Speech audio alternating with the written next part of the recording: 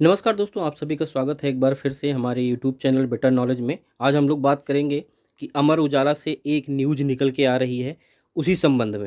क्योंकि इस बार जो यूपी स्कॉलरशिप का फॉर्म भरा गया था तो उसमें बच्चों को डीबीटी के माध्यम से पैसे ट्रांसफ़र होने थे, डायरेक्ट बेनिफिट ट्रांसफ़र।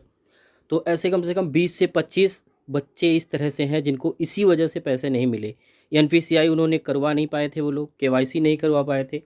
आधार कार्ड अगर उनके बैंक अकाउंट से लिंक भी था तो भी उन्हें दिक्कतों का सामना करना पड़ा है। तो सभी प्रकार के छात्रवृत्ति जो आवेदन करते हैं उनके लिए जो न्यूज़ निकल के आ रही है वो न्यूज़ ये है कि छात्रवृत्ति के आवेदन के लिए देना होगा पिता का भी आधार और पैन। ये नियम केवल यूपी के लिए नहीं होगा, हर जगह चाहे जहाँ से आप फॉर्म भर रहे हैं छात्रवृत्ति के लिए तो ये नियम लागू होगा। आपको पिता का आधार कार्ड और पैन कार्ड ज़रूरी होगा देना, चाहे ये यूपी स्कॉलरशिप हो या फिर कहीं और से आप पढ़ाई कर रहे हैं, वहाँ की स्कॉलरशिप फॉर्म आप भर रहे हैं, तो ये डॉक्यूमेंट आपको देने बहुत ही ज़रूरी होंगे। अब जो समाज कल्याण विभाग ने आज इस न्यूज़ के माध्यम से बताया है, ये जो छात्रों को छात्रवृत्ति मिलती है वो लगभग 50 लाख से ज़्यादा छात्र उठाते हैं लाभ हर साल। ये 50 लाख से ज़्यादा छात्र लाभ उठाते हैं छात्रवृत्ति का, इसलिए ये डॉक्यूमेंट इन्होंने मांगा है समाज कल्याण विभाग ने। तो वो बता रहे हैं किस तरह से कि छात्रवृत्ति व शुल्क भरपाई के ऑनलाइन आवेदन में अब छात्र को अपने पिता का भी आधार व पैन देना होगा। इसके पहले हम लोग जब ऑनलाइन फॉर्म भरते थे छात्रवृत्ति का तो उसमें पिता का आधार कार्ड और पैन कार्ड नहीं दिया जाता था, लेकिन इस बार से ये नियम लागू कर चुके हैं। जो अब फॉर्म भरे जाएंगे स्कॉलरशिप के उनमें ये डॉक्यूमेंट आपको देना ही होगा। आयकर विभाग की वेबसाइट से आय के मिलान के लिए ये कायदात शुरू की जा रही है। निर्धारित सीमा से अधिक आय पर आवेदन रद्द हो जाएगा। आगे ये लोग बताते हैं कि प्रदेश में अनुसूचित जाति जनजाति के 2.5 लाख व अन्य वर्ग के 2 लाख रुपए तक सालाना आय वाले परिवारों के विद्यार्थियों को शुल्क भरपाई व छात्रवृत्ति की सुविधा दी जाती है।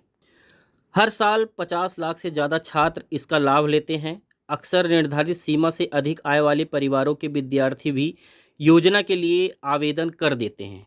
इन डॉक्यूमेंट के को मांग के समाज कल्याण विभाग ये जानना चाहता है कि जो भी छात्र भर रहे हैं स्कॉलरशिप का फॉर्म, उनके पिता की आय कितनी है, आयकर रिटर्न भरते हैं या नहीं, उनकी आय कितनी है।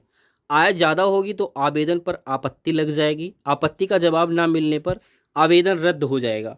विभाग के निदेशक पवन कुमार ने बताया कि इस साल ऐसे इच्छुक व्यवस्था के तहत लागू किया जा रहा है, अगले साल से अनिवार्य कर दिया जाएगा।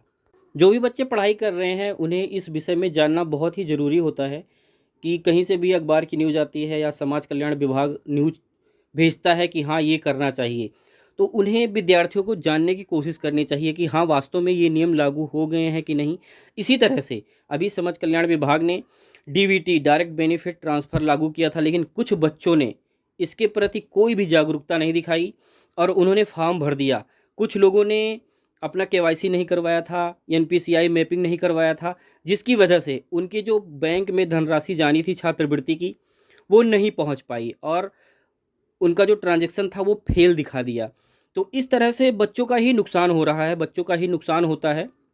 जानकारी आपको रखना बहुत ही ज़रूरी है, इसीलिए जो चैनल के माध्यम से सभी बताते हैं तो उन्हें बहुत ही ध्यानपूर्वक देखना चाहिए और पूरा देखना चाहिए, ताकि आपको जो जानकारी दी जा रही है किसी के भी द्वारा, यूट्यूब के द्वारा आपको मिल रही है, अखबार के द्वारा मिल रही है या ट्विटर के माध्यम से मिल रही है, कहीं से भी आपको मिल रही है, तो उस जानकारी पे थोड़ा अमल करने की बहुत ज़रूरत है आप लोगों को, तभी आप छात्रवृत्ति का लाभ पा सकते हैं। अगर डीबीटी करवाया होता सभी बच्चों ने तो ये जो 20% से 25% बच्चे ऐसे हैं जिन हुआ एनपीसीआई मैपिंग नहीं हुआ और डायरेक्ट बेनिफिट ट्रांसफ़र से वो वंचित रह गए। तो स्कॉलरशिप जा रही, आपका ही नुकसान हो रहा है, क्योंकि कॉलेज को तो फीस चाहिए, वो फीस अपनी मांगेंगे, आपकी छात्रवृत्ति आए या फिर ना आए। तो इसलिए जागरूकता बहुत ही ज़रूरी है सभी के लिए।